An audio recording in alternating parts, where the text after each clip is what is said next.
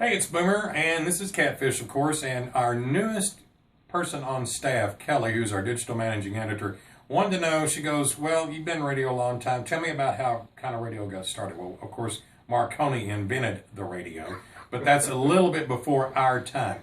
Catfish, tell me about your first job in radio. Oh, I started in a small town in southwest Missouri. It was Lebanon, Missouri. It was an AM station. The call letters were KLWT, and we kind of had a fun thing with that. We called it Keep Listening, We're Trying. But anyway, my first job was signing on Sunday mornings. We signed on at 7 a.m. I tried to get to the station probably about 6:30 in the morning because at 7:15 we had a 15-minute newscast, and I had to call and get local news. And on Sunday morning, the biggest local news was obituaries, which worked out pretty good because the news was sponsored by a funeral home, so it worked out pretty good. And besides the obituaries, we had the Associated Press teletype. We had what we call the Missouri Summary and then national stories. And I did the whole newscast. I think we had one commercial that ran in the middle of it, and everything else was live. Following that, on Sunday mornings, it was live church programs. We had several different ministers from several different churches come in, and they would do a live show.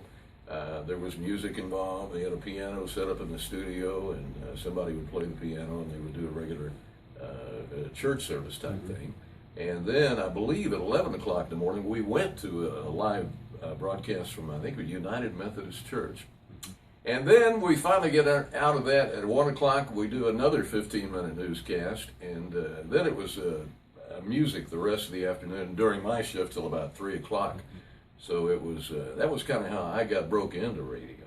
How about you? Started in 1974 at KVLF in Alpine, Texas, and the VLF stands for Voice of the Last Frontier. All right.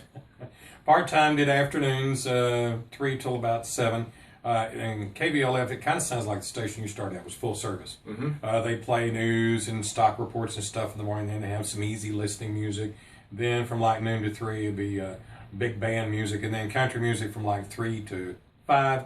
And then we do a 30-minute newscast, the teletype thing where it would print out all this stuff, and you hoped you had enough because it was a 30-minute newscast with a 1-minute commercial break in the middle. Wow. And you better have a whole stack of stuff to read, or, the first time I did it was kind of like, I got 20 minutes left and I got 1 page.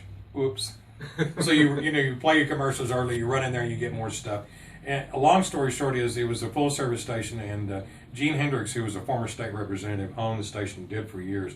And at night, I worked 3 to 7. I got to play country and then do the news.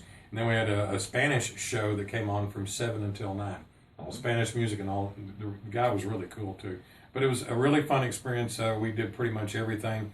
Learned a lot about radio, and a fun experience. And next time we come back, we'll tell you about a little bit more about the history of radio, at least from our perspective. So come back and see us again soon. We'll look for you then.